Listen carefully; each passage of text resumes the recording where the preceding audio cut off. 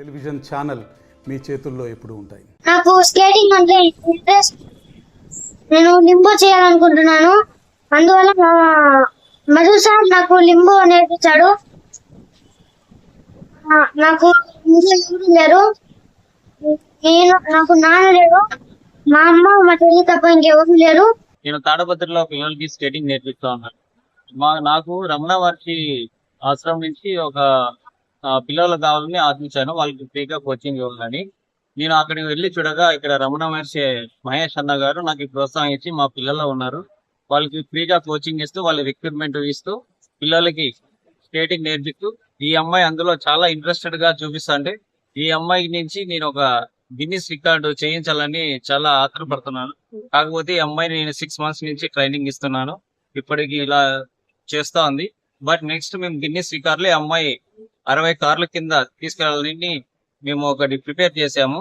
అది త్వరలో అది కూడా ఇక్కడ మన కళ్యాణదుర్గం ముందుకు వచ్చేస్తుంది.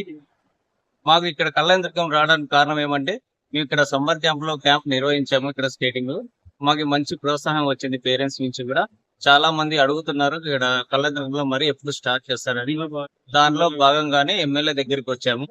మాకు సార్ కూడా 1 acre కేటాయించారు కూడా.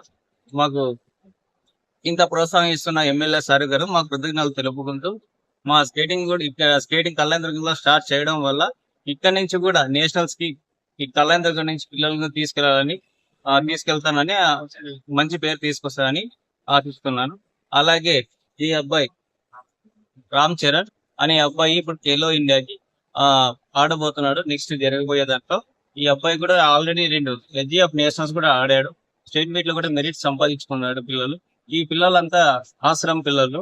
మాకు ప్రోత్సాహం మా ప్రతాప్ సార్ గారు అండ్ మా మహేష్ అన్న గారు, మా ఫ్రెండ్ మిత్రుడైన దినేష్ గారు కూడా మాకు ఇక్కడ కళ్యాణదుర్గంలో మంచి ప్రోత్సాహం ఇస్తున్నారు.